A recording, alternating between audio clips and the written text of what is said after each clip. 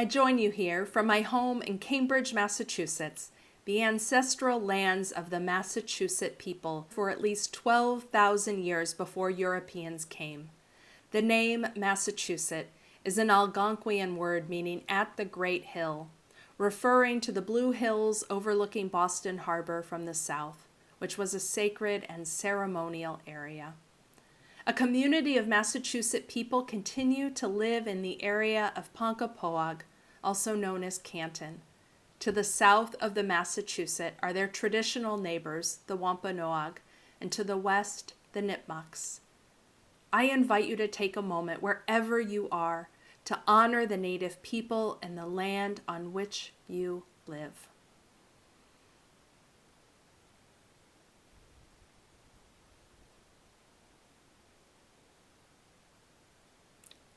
And if you don't know this history, then commit to learning it. Land acknowledgements help combat the erasure of Indigenous peoples and cultures, breaking the silence in settler communities that diminish the legacy of trauma, violence, and theft. That is the reality of colonialism experienced by Indigenous people throughout the United States and globally. And it is not just history, it's happening right now. Indigenous people are still here. Their lands are still occupied.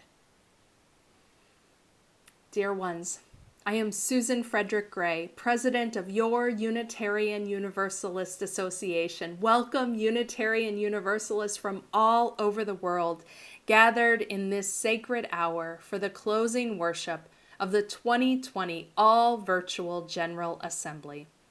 Throughout this week, we have rooted ourselves in history, including the complicated history of Unitarian Universalism's complicity in colonization and conquest.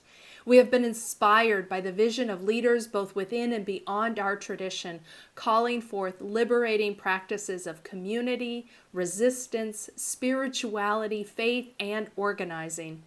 We are inspired by the courage of resistance movements rising up today, and we are ready.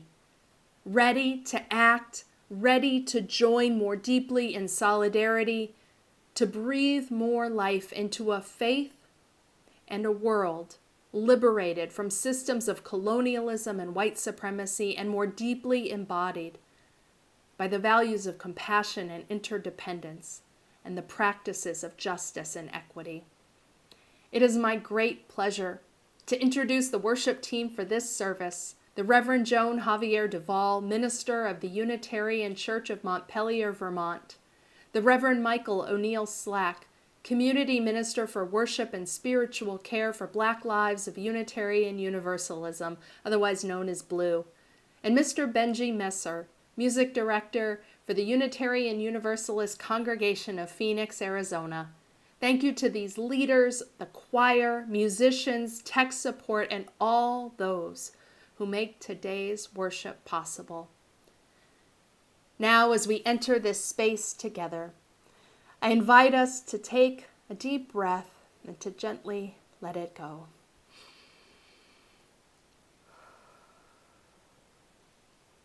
It is good to be together.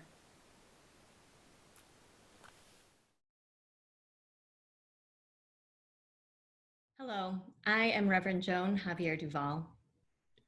And I am Reverend Michael Slack. We are so grateful to be worshiping with you today. The elements of today's service have all been pre-recorded. Most of the spoken elements of the service were recorded just days before the killing of George Floyd in Minneapolis and the subsequent global uprising for Black lives. The movements to abolish systems of policing in favor of true community safety and care are generations old, and yet people all over this country and the world are still fighting, still making their voices, our voices, heard.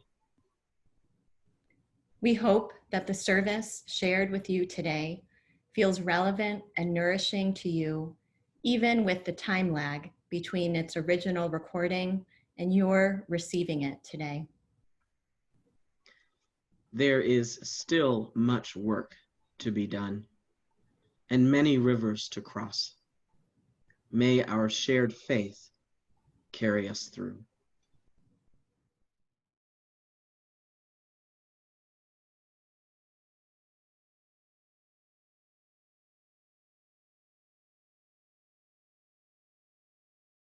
Have you ever made your way to the edge of a riverbank?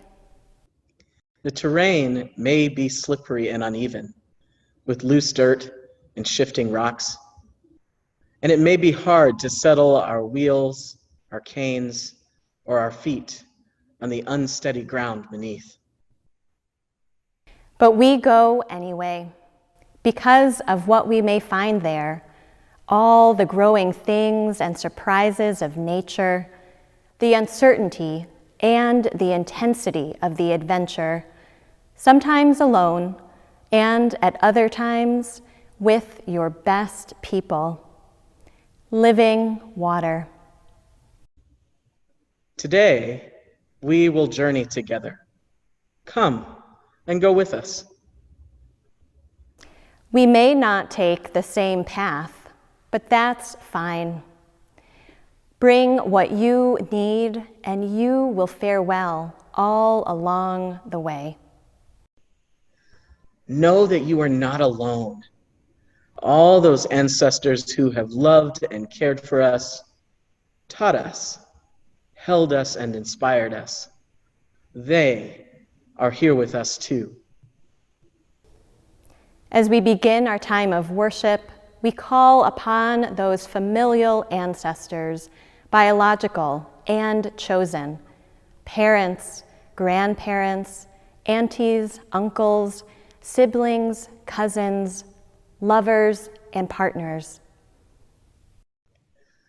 We call upon those religious ancestors who loved this faith, who stayed in it even when it felt like this faith community didn't love them back. And those who left blazing new trails. We call upon those activists and healers, community builders and visionaries who have led us forward on our path towards a more beloved community. On this 51st anniversary of the Stonewall Uprising, that fateful day when trans folk and queer folk rose up and said no more to violence and disrespect, we call into this space Sylvia Rivera, Marcia Pay It No Mind Johnson, Stormy DeLarvery, and countless others, their love for themselves and each other, and a clear vision for a better world for all of us, sparked a movement that is still calling us all into account for Black, Indigenous, and POC trans lives being lost every day. So as you feel led, join us in calling forth your ancestors now by typing their names into the comments or chat section of your screen.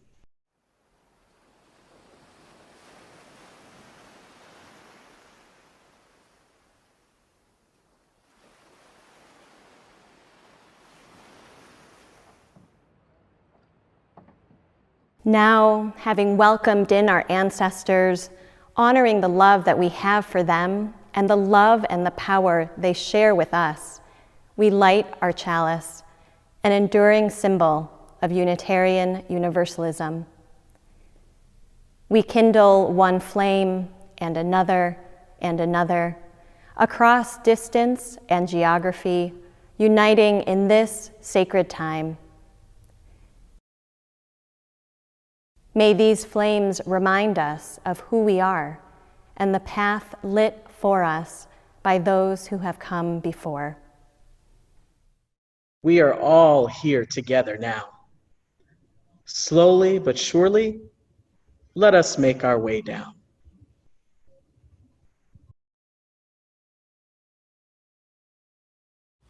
Hello, everyone. I'm Benji Messer, music coordinator of this year's General Assembly. In her song, We Are, Dr. Esai Barnwell celebrates the wonder of each life and suggests that even when separated, we are one. I love the lyric, "We are the breath of our ancestors."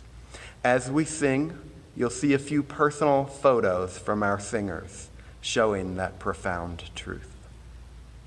Please join with our virtual choir, led by Dr. Barnwell herself, in singing "We Are."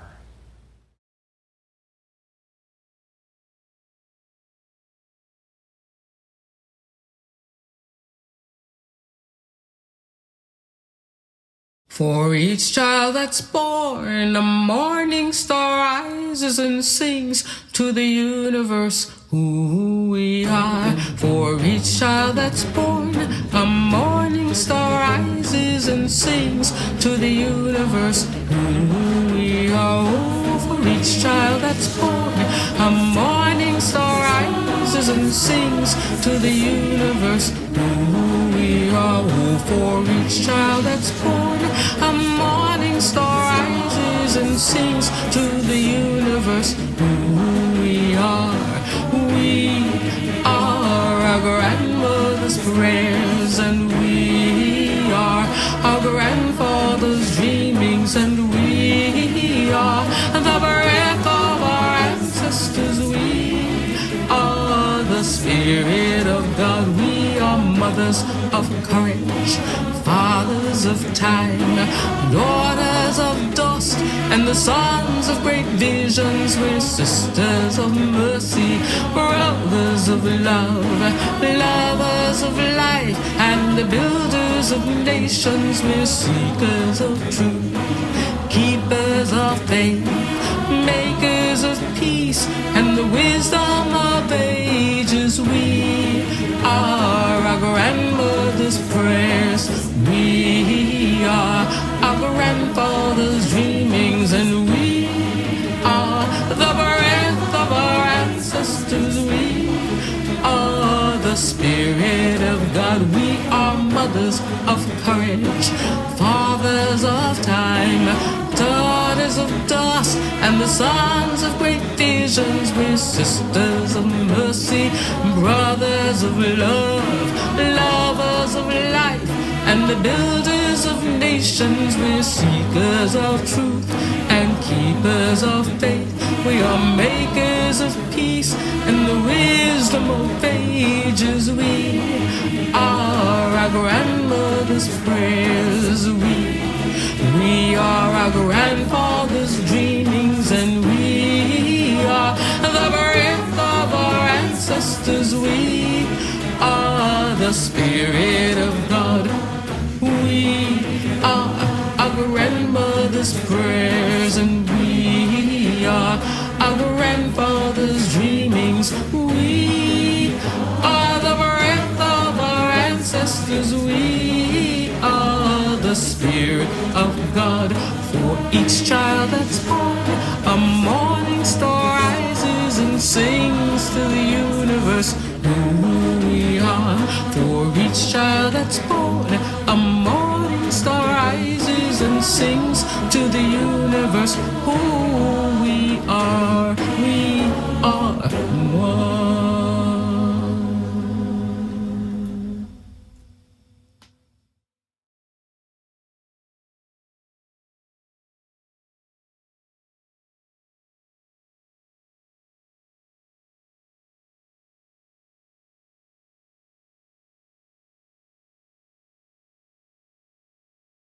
Good morning, everybody. At a time in my life of deep curiosity, long before you and I were here together, I asked someone, what is Unitarian Universalism? The person I asked said, it's basically all about principles and people.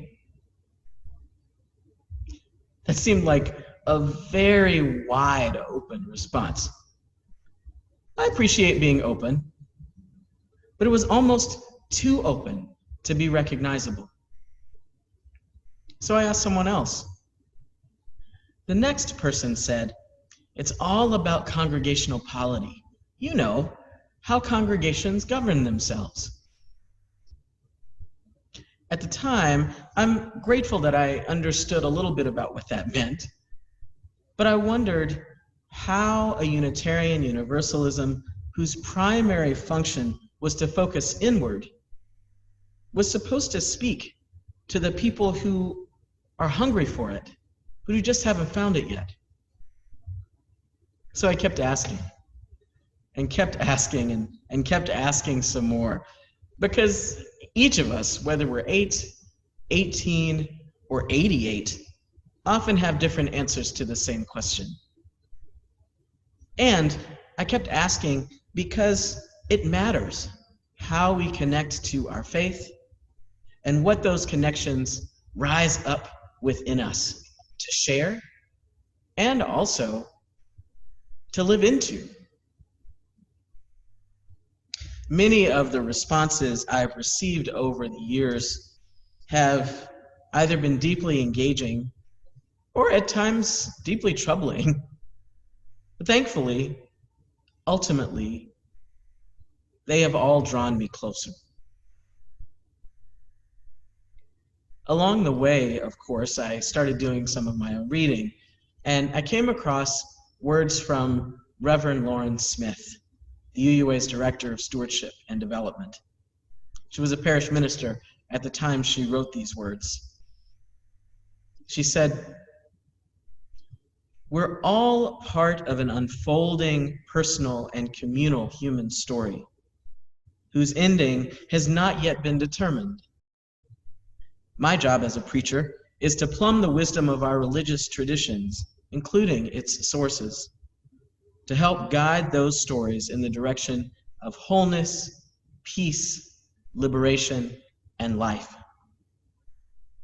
The sermon brings the wisdom of our source traditions to bear on the challenges of human existence, which may relate to the personal lives of individuals, to a particular community, or to humanity as a whole.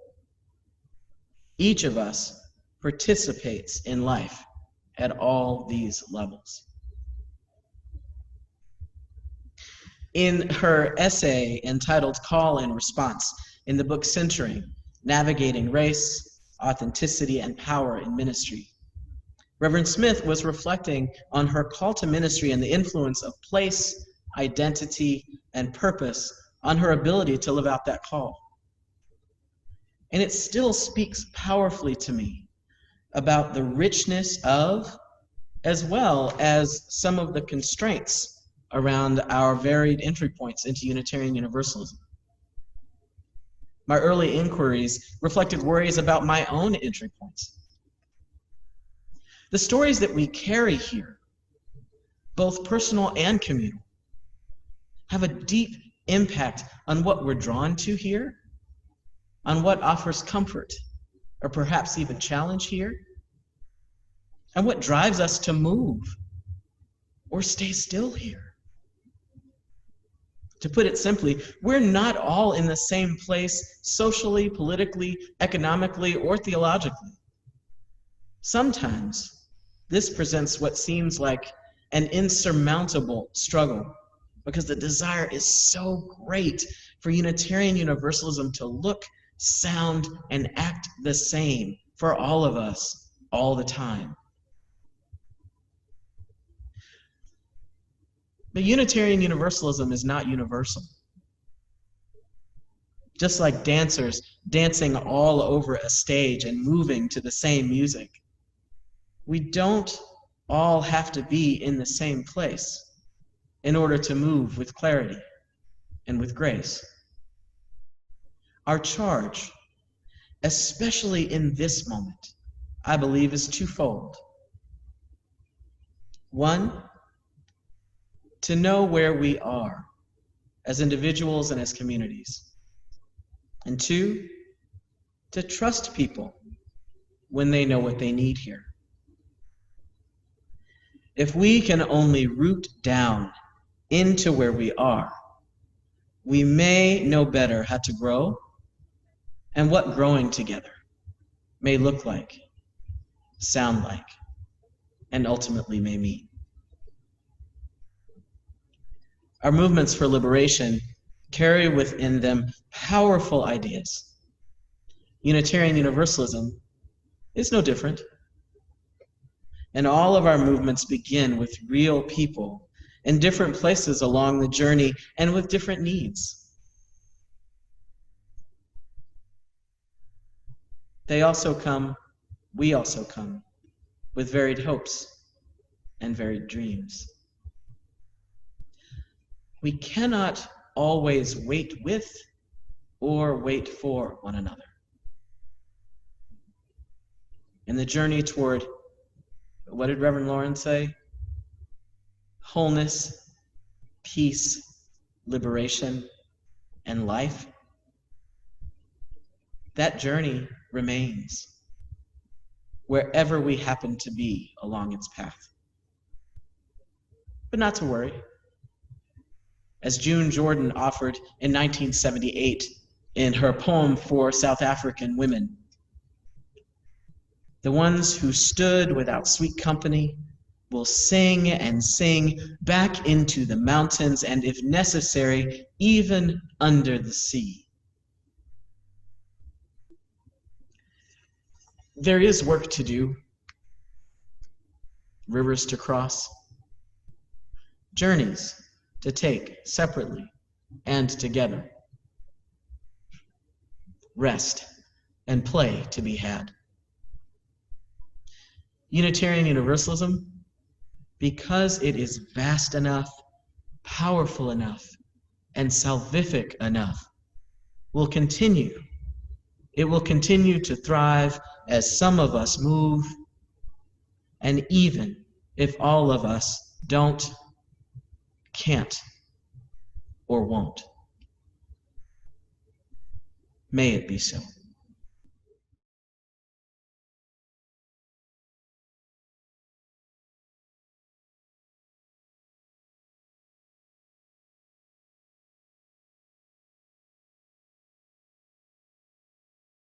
The gathering of our financial resources towards a common purpose is a sacred act.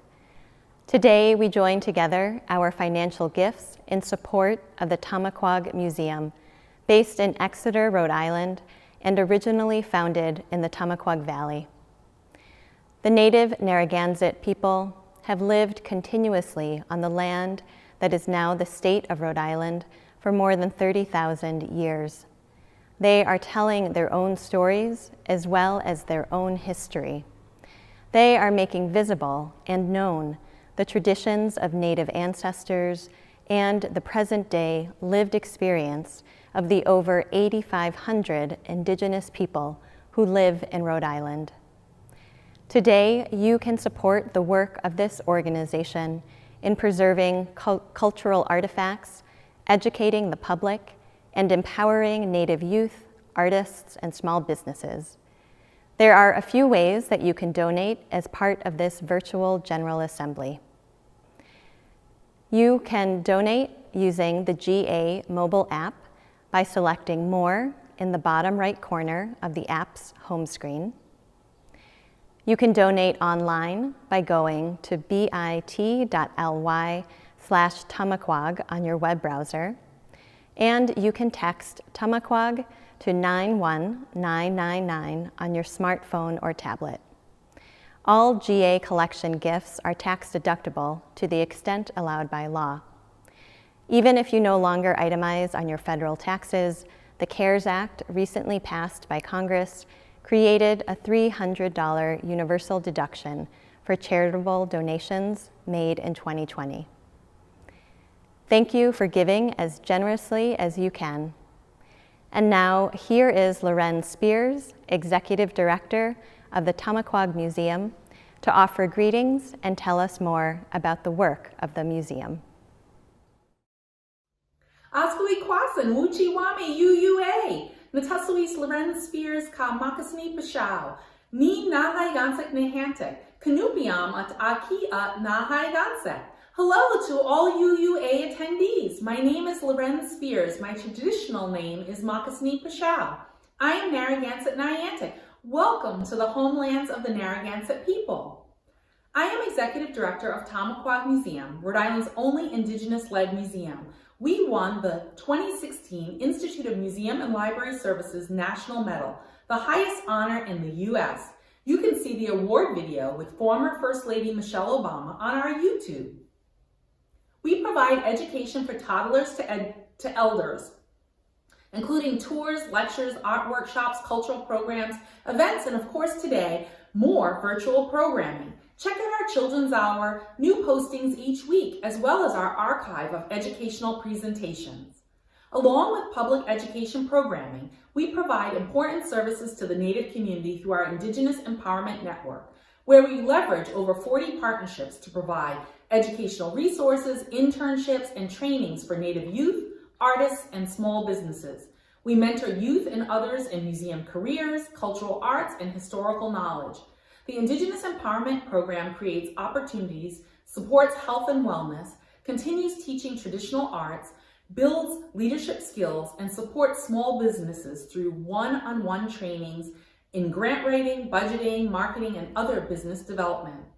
We will miss visiting with each of you in person, but I hope you will visit our website, YouTube, and social media to learn more about the museum. We thank you so much for your support of Tamaqua Museum, the Indigenous community, and the important work you do to create equity and inclusion. Katabatash, Aquine, Ka Nuanantam. Thanks, peace, and blessings.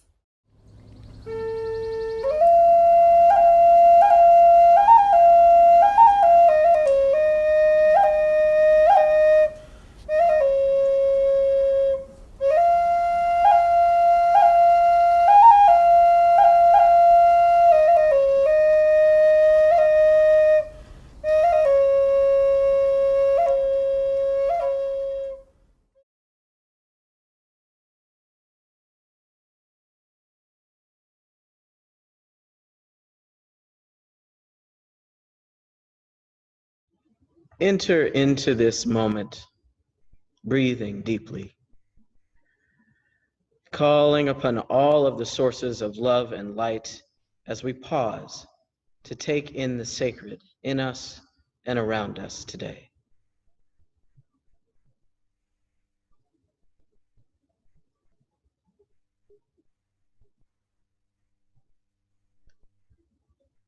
Spirit of life, goddesses and gods of many names and of no name, bring into deeper awareness the beating of our own hearts today. May we approach this stillness as grateful as we may be weary. Grateful for the people in our lives, in our online spaces and our neighborhoods, our cities and states, who are doing the good work of making sure we are cared for and comforted, fed and hydrated, who are making joy, healing, connection, comfort, and love possible. Grateful for the earth and the life and abundance she makes way for. Grateful for friends and family, chosen and given, who are picking up groceries and prescriptions, checking in by phone, writing letters, and going on physically distanced outings. Grateful for local officials and faith leaders who are heeding the call for more care and a commitment to the health of our communities by asking us, sometimes even requiring us, if we can, to continue to stay at home. Today, may we know, in this time of uncertainty, fear, grief, and anger, that it's okay to feel all of these things. Remind us, great mystery, that connection and care are the keys to our strength in times like these. Give us what we need to hold one another in the sadness that may creep up when we least expect it, and to support one another in the distress over what's happening and all the folks who are sick or dying. And for those who have transitioned, may we honor and remember them well, today and every day.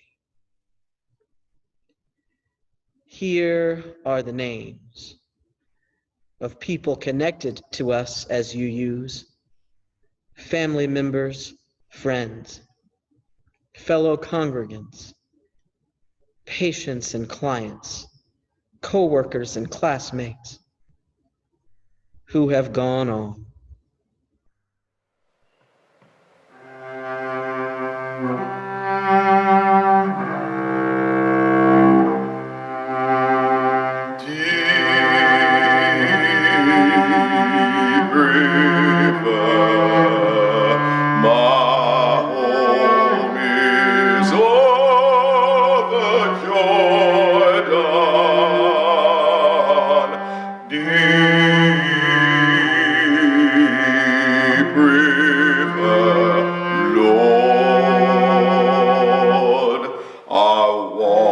Cross over into campground.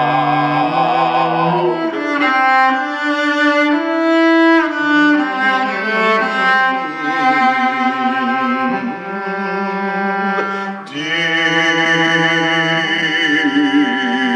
river, my home is o'er the Jordan. Deep river, Lord, I want to cross over into campground.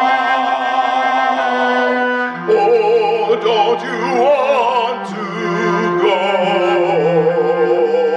to that gospel feast, that promised land where all is peace.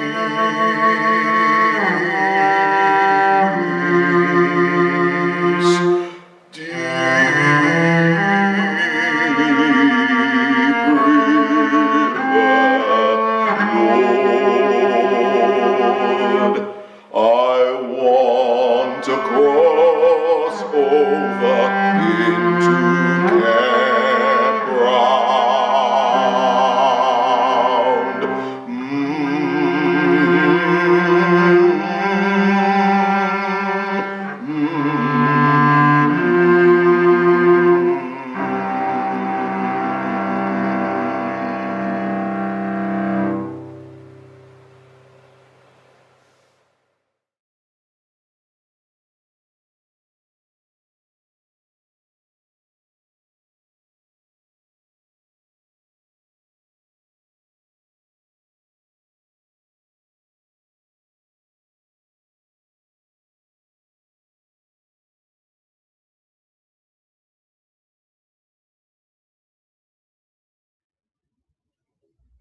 In this space, we can surrender all our greatest hopes for ways we can care for one another better in these times, and all our deep grief over the loss of human life and all the ways people and systems are doing unfathomable harm.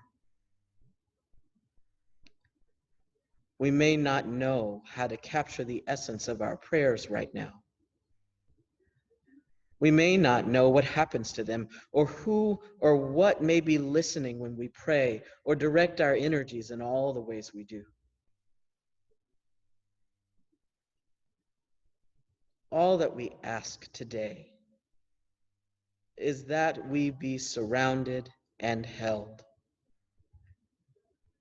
both in our clarity and in our uncertainty, in our hopelessness and in our distress.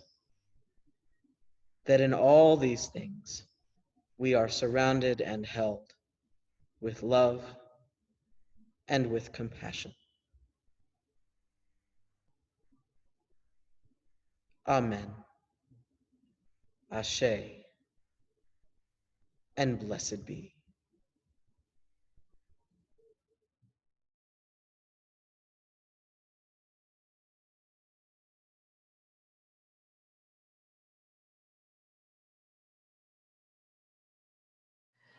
This reading is a selection from Olive Schreiner's Three Dreams in a Desert. Schreiner was born in South Africa in 1855, the daughter of English missionaries. Schreiner became an activist for women's rights, pacifism, and abolition, as well as a writer. The African-American theologian Howard Thurman edited an anthology of her work in 1975 entitled A Track to the Water's Edge, The Olive Schreiner Reader, which includes the selection. The reading has been adapted for gender inclusivity. I saw a desert, and I saw a woman coming out of it. And she came to the bank of a dark river, and the bank was steep and high. And on it an elder met her, who had a withered face, and the stick that curled was in their hand, and on it was written, Reason. And they asked her what she wanted. And she said, I am woman, and I am seeking for the land of freedom. and they said, It is before you. and she said, I see nothing before me but a dark flowing river and a bank steep and high, and cuttings here and there with heavy sand in them. and they said, And beyond that, I see nothing, but sometimes when I shade my eyes with my hand, I think I see on the further bank trees and hills, and the sun shining on them. that is the land of freedom.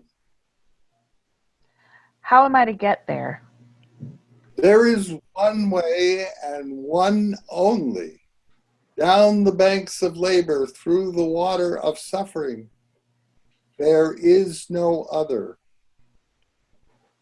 Is there no bridge? None. Is the water deep? Deep. Is the floor worn? It is. It is. And your foot may slip at any time, and you may be lost.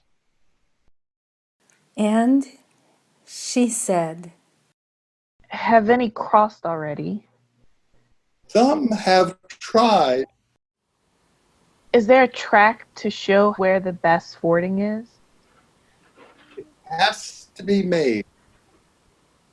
She shaded her eyes with her hand, and she said, I will go. and she stood far off on the bank of the river, and she said, For what do I go to this far land which no one has ever reached?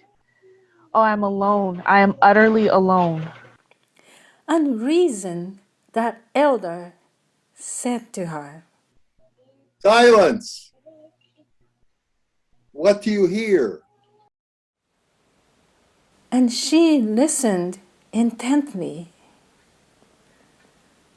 and she said, I hear a sound of feet, and 1,000 times 10,000, and thousands of thousands, and they beat this way. They said, They are the feet of those that shall follow you. Lead on. Make a track to the water's edge. Where you stand now, the ground will be beaten flat by 10,000 times 10,000 feet. Seen the locusts, how they cross a stream? First, one comes down to the water edge and is swept away, and then another comes, and then another, and then another, and at last their bodies piled up on a bridge is built, and the rest pass over. She said, And of those that come first, some are swept away and are heard of no more. Their bodies do not even build the bridge.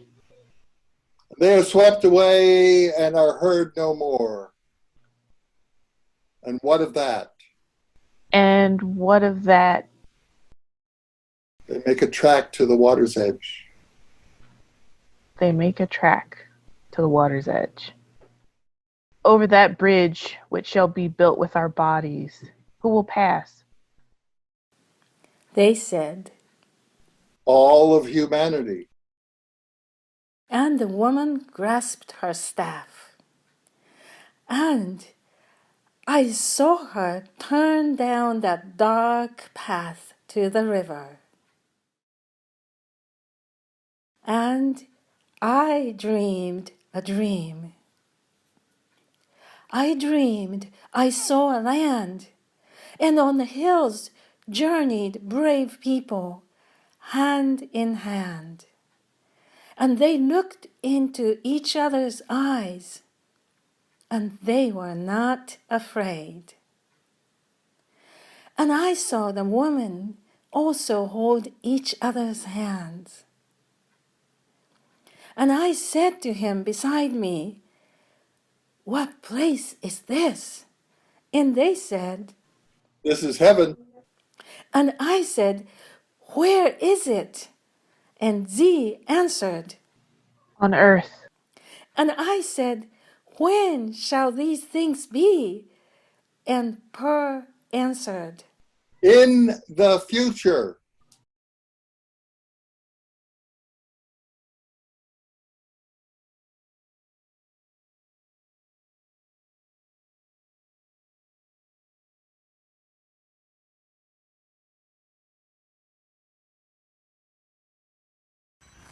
There will be better days.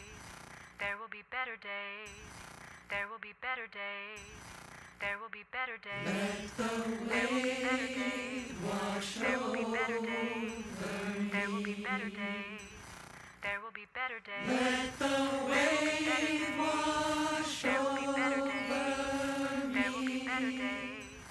There will be better days. I am there will be better days. There will be better days. There will be better days.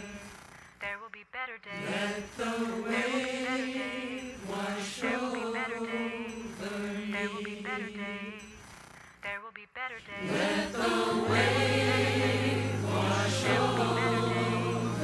There will be better days.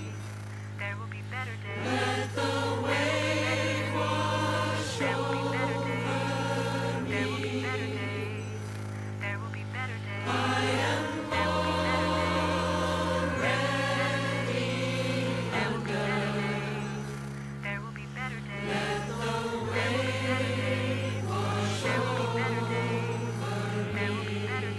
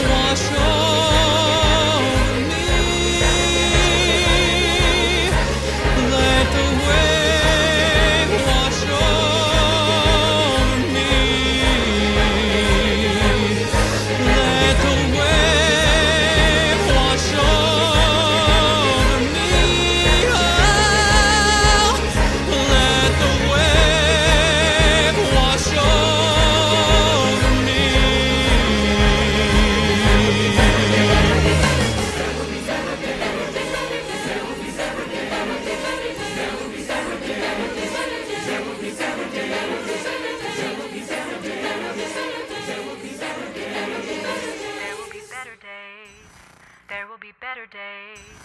There will be better days.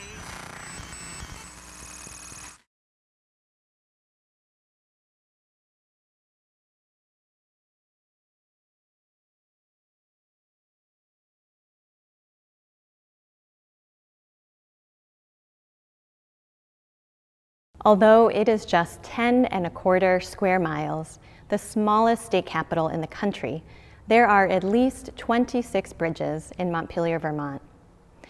Bridges speak of the water that flows beneath them, the journey into watersheds and beyond. Montpelier lies at the confluence of the flowing waters of the Dog River, the North Branch, and Winooski rivers.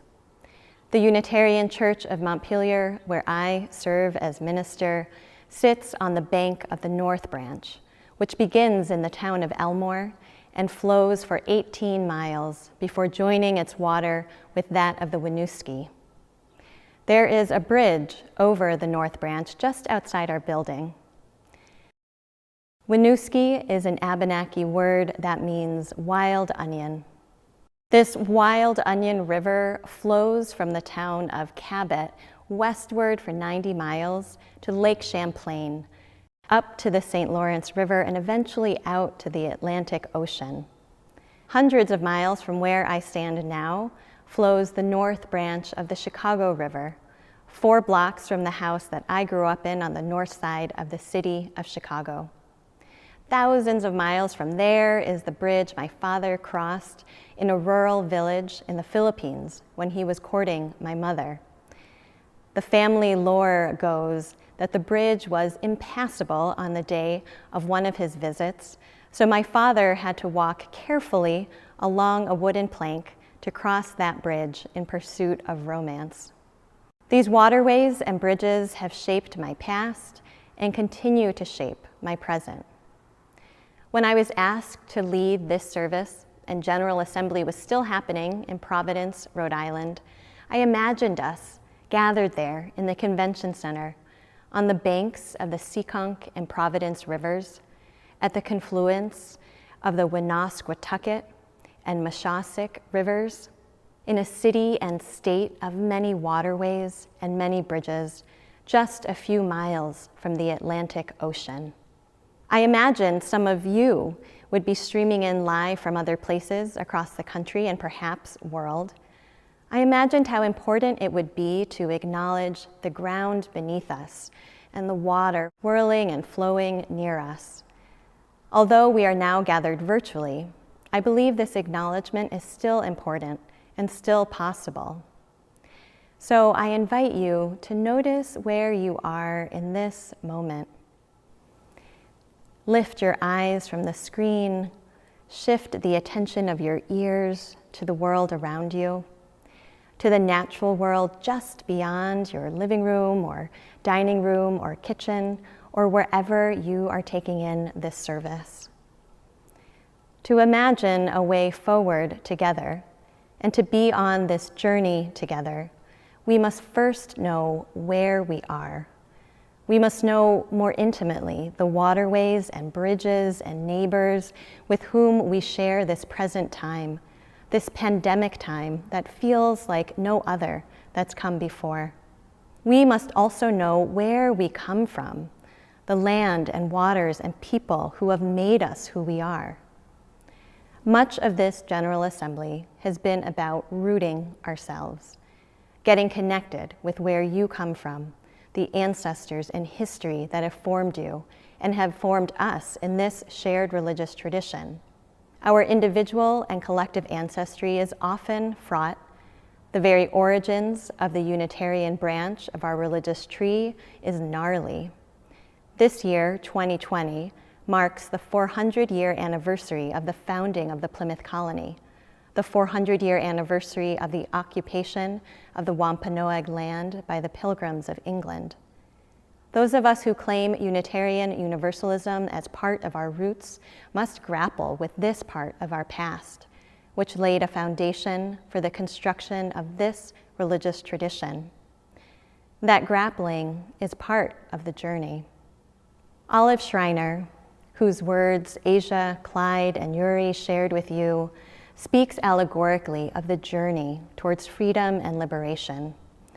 The imagined journey that Schreiner describes probably sounds familiar to you. The traveler wanders alone on a difficult path. The destination is far off, and the journey there is sure to be arduous and full of suffering. The elder who encounters the woman speaks truthfully of what lies ahead for her. How many will be lost and swept away. How the bridge will be built upon the bodies that have been lost. Loss is something I know many of you have grown intimately familiar with over the last few months. Too many bodies have been lost. Bodies lost to the weariness and danger of the inescapable labor others can choose to ignore and make invisible. Bodies lost to renegade neighborhood watchmen and unchecked police officers. Bodies lost to disease ravaging lungs already weakened by microscopic but deadly particulates saturating the air above parts of the city where people of darker skin and fewer economic means reside. Bodies lost because that body doesn't fit the mold of gender normativity, or that body is deemed disabled and worth less than other bodies. Too many bodies have been lost. These lost bodies are friends and family and neighbors and lovers. They are the named and unnamed, the known and the stranger. These lost bodies are the kin with whom we join in solidarity in the movements for liberation. Liberation is costly, said Archbishop Desmond Tutu of South Africa. Liberation is costly. Schreiner writes, and of those that come first, some are swept away and are heard of no more. Their bodies do not even build the bridge, and are swept away and are heard of no more. And what of that? And what of that? They make a track to the water's edge. They make a track to the water's edge. And she said, over that bridge, which shall be built with our bodies, who will pass? They said, all of humanity. Liberation is costly, and it is compelling. We are drawn toward it for survival. We are drawn towards it for flourishing. We are drawn towards it by the bonds that we share with one another. As Unitarian Universalists, our faith compels us towards seeking collective liberation, a liberation that recognizes we are dependent on one another and upon the earth, and that the freedom of any one of us is tied to the freedom of all of us. Many of you have been fighting for liberation for longer than memory allows you to fathom. Your fight for liberation was passed down to you by the ancestors who couldn't even dream of your existence, but whose strength and perseverance you draw upon now. Some of you are new to this struggle for liberation, or at least to the idea that somehow your own liberation is connected to your neighbors. Before this pandemic, before the current administration, Unitarian Universalists were trying to make some tracks, seeking a land of freedom, a land of justice, a land of environmental wholeness, a land free from the destruction wrought by white supremacy. Unitarian Universalists have tried to move forward with the faith and the hope that there will be better days. In these trying times, this may feel less like a statement and more truly like a question. There will be better days. Will the days that come after these be better? There is so much uncertainty in the world right now. Even if we can have some clarity about where we've been, where we are now, The future and where we are headed is like an abstract painting whose forms we can barely make out. In these times that test our readiness, how can we feel ready for what is unknown? I believe we can each learn from times in our own lives when our readiness has been tested. For me, one such time came in March of 2019, when I joined in an interfaith delegation to Honduras, including a handful of Unitarian Universalists. The purpose of the trip was to better understand the root causes of migration from that country to the United States. Early on in this pilgrimage, a smaller group of the delegation that I was a part of traveled to the Santa Barbara region to visit a community that had been resisting a hydroelectric dam project. The community of La Presa is located on the banks of the Rio Tapalapa, an indigenous Lenca word for abundance of underground water. When we arrived in our big yellow school bus, we soon learned that the only way to get to La Presa was by foot across a suspended wooden bridge about 300 feet long. I watched as a few children ran across the bridge to greet us, the bridge swaying side to side under the weight of their small bodies. I crossed the bridge with trepidation, holding on to the chain link fence at its side, sensing the uneasiness behind my knees and the relief to make it across. Like many people in Honduras, the people of La Presa were not only defending the land upon which they had built their homes, but also the sacred water, source of food and beauty, peace and joy.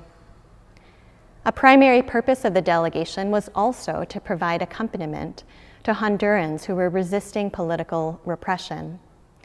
We were told that at the request of our local hosts, part of our accompaniment during our time would include a trip to the capital city of Tegucigalpa to offer our presence as a group of mostly United States citizens at a vigil in defense of democracy and political prisoners.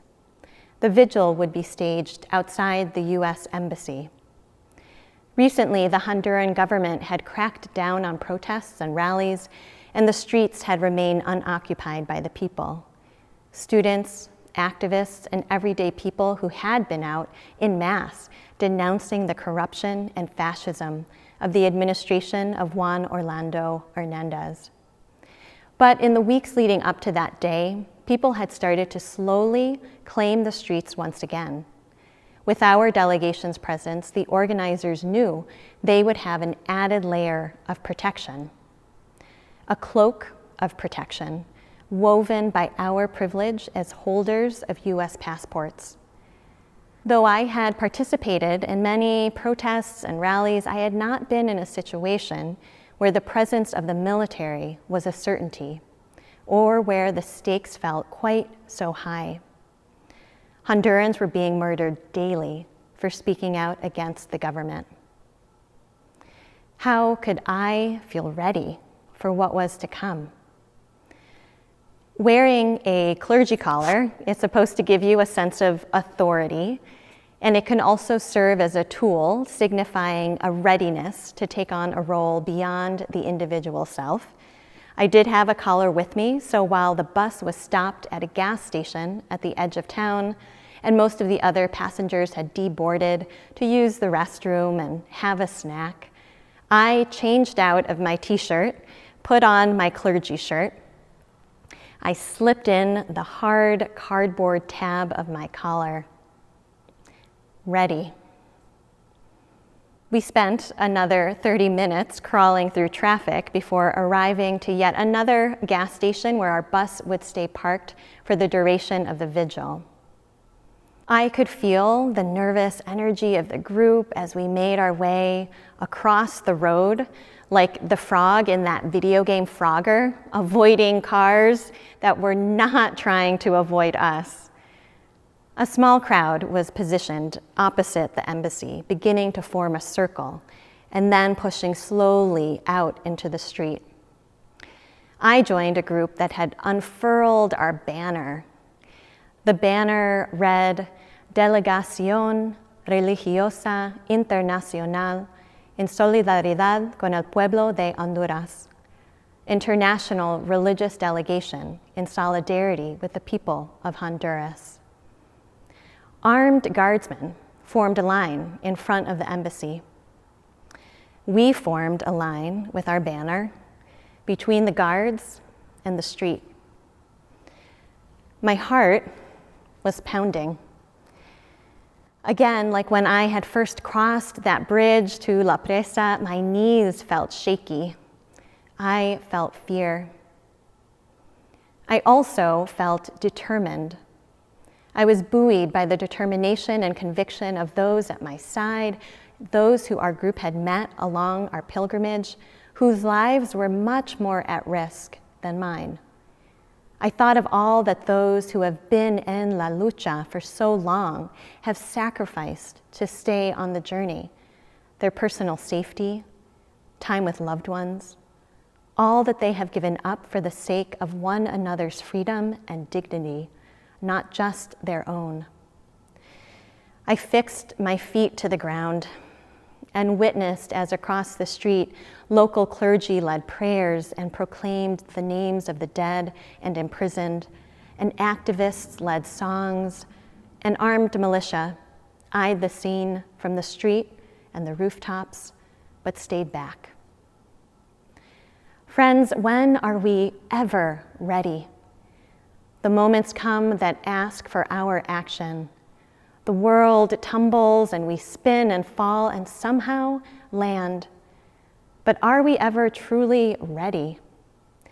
Not if we think of readiness as foretelling a series of future events and preparing to execute our part in those events exactly as we expect and predict. We cannot be ready only for what is certain to happen, because we all know that isn't how life unfolds. How can we instead cultivate a readiness that isn't dependent on certain, guaranteed, predictable outcomes? In our volatile, destabilized world, we cannot take anything for granted. This is one of the reasons dismantling white supremacy culture is so important. If we remain fixated on perfectionism and controlling outcomes and results, hallmarks of this culture, we create more suffering. We push people out who have grown weary of a culture that stifles risk-taking and creativity and ways of being that are raw and messy. Readiness does not mean perfection. It does not mean mistakes won't be made along the way. Readiness instead is open-hearted, willing to take risks, and willing to make sacrifices. Being spiritually ready means being willing to try and to make mistakes and to ask forgiveness. Being ready means looking for who was there first and learning from what has already been done. For some of us, especially those whose voices have historically lived in the center of power, this means being humble and quieting down those voices. For others, being ready means trusting ourselves to take up space and making our voices louder. Being ready also means remembering that we don't do any of this alone just for the sake of our own individual survival. The individualism so strongly ingrained into our secular and our Unitarian Universalist culture has a rugged and reckless streak. When we instead embrace our interdependence, we can see that there is a sacredness in the sacrifices we make as individuals for the collective good and for collective liberation.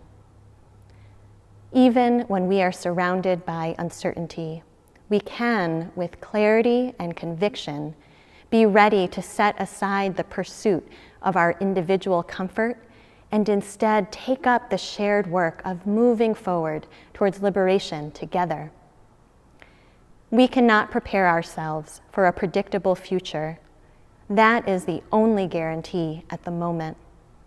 Yet we can faithfully, truthfully, and lovingly ready ourselves to continue as travelers, as elders, as bridge builders. Olive Schreiner writes, "And I dreamed a dream.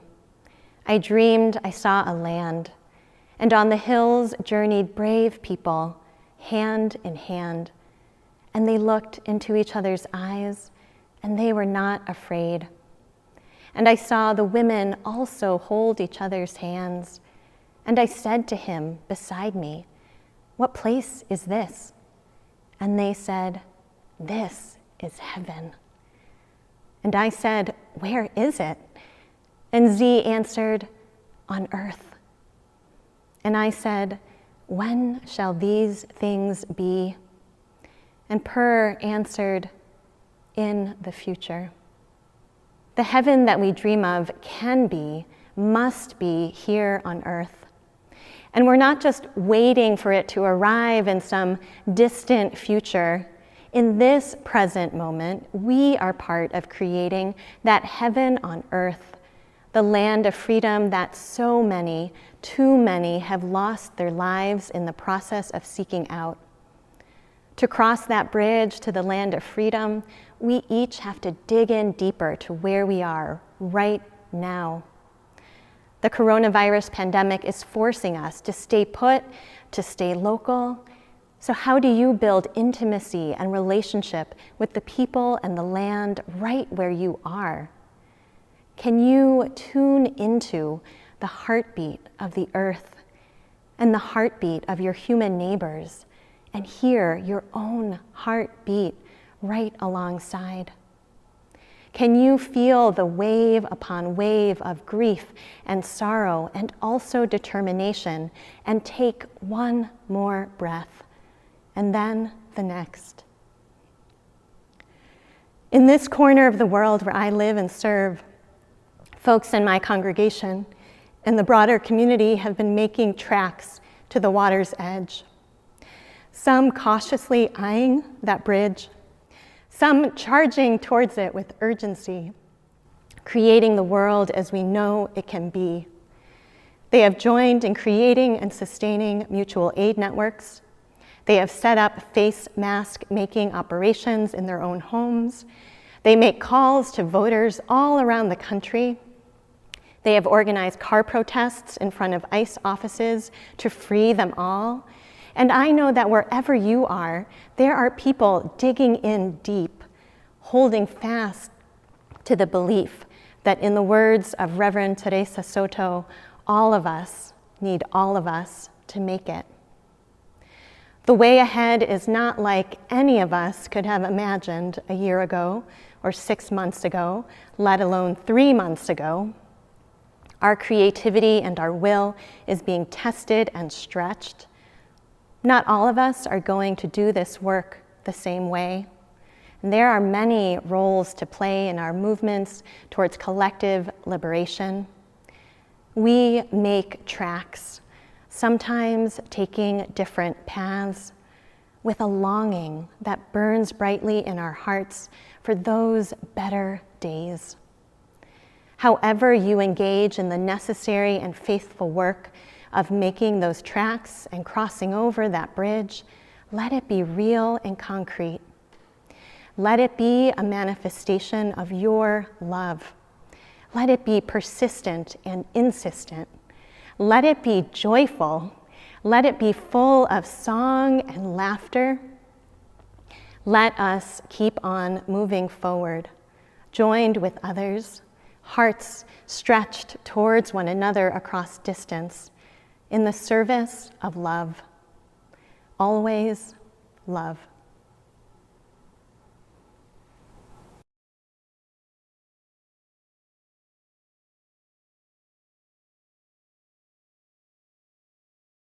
Gonna keep on moving forward.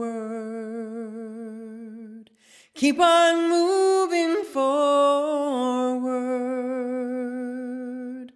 Keep on moving forward. Never turning back. Never never turning back. Sigamos adelante, siempre adelante, siempre adelante, sin volver atrás, sin volver atrás. Gonna keep on loving boldly, keep on loving boldly, keep on loving boldly, never turning back, never turning back. Amaremos con pasión, siempre con pasión, siempre con pasión, sin volver atrás, sin volver atrás. Gonna reach across our borders, reach across our borders, reach across our borders, never turning back, never turning back. Vivamos sin fronteras, siempre sin fronteras, siempre sin fronteras, sin volver atrás, sin volver atrás. Gonna reunite the family, reunite the family, reunite the family, never turning back, never turning back. Familias reunidas, siempre reunidas, siempre reunidas, sin volver atrás, sin volver atrás. Gonna keep on moving forward, keep on moving forward, keep on moving forward, never turning back, never turning back, never turning back, never turning back, never turning back, never turning back. Peace. We love you.